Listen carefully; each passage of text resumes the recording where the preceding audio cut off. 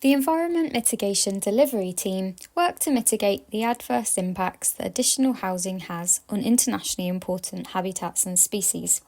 Funded externally from the developer contributions, grants and Section 106 agreements within both BCP and Dorset Council mitigation zones, our work enables the councils to continue to meet housing targets whilst ensuring legal obligations and duties are fulfilled. The team covers nutrients, air quality, recreational disturbance and advises planning applications on heathland sands. Nutrient mitigation for Poole Harbour and the Chesil and the Fleet offsets the additional wastewater nitrates generated from development anywhere in the catchments provided an equivalent reduction is achieved. Mitigation must now be delivered by the developers themselves, either on land they own or from other third parties they enter into an agreement with. All developers can buy nitrogen credits from a scheme managed by Natural England or from the council mitigation projects. Council mitigation projects include land purchase or grant funding external organisations to take land out of agricultural production to reduce nitrate inputs into streams and rivers in the catchment, and we work with farmers to deliver projects on their land such as woodland planting, riparian buffer strips or wetland habitat creation from ditch management or constructed wetlands.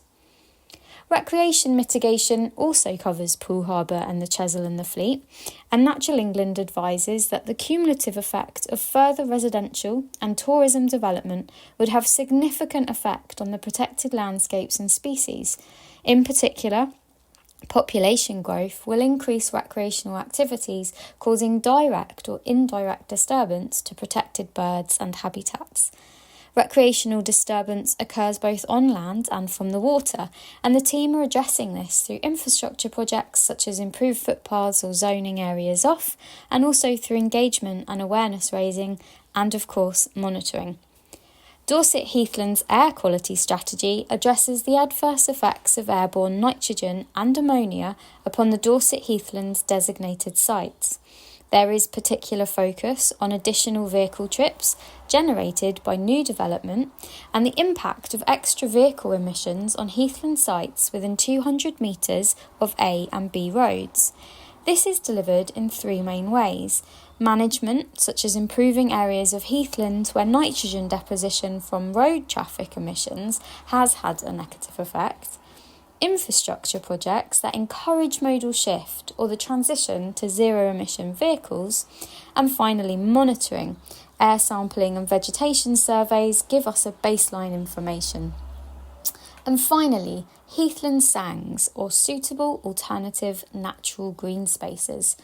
Physical infrastructure work, such as the provision of sangs and the enhancement of existing green spaces, encourage visitors that would otherwise visit the Dorset Heathlands to enjoy less sensitive spaces. We advise developers at point of planning application to ensure sangs meet the standards required. There are good examples of sangs across Dorset, including Upton Country Park and French's Farm. Thanks for watching, and if you'd like to know more, please do get in touch.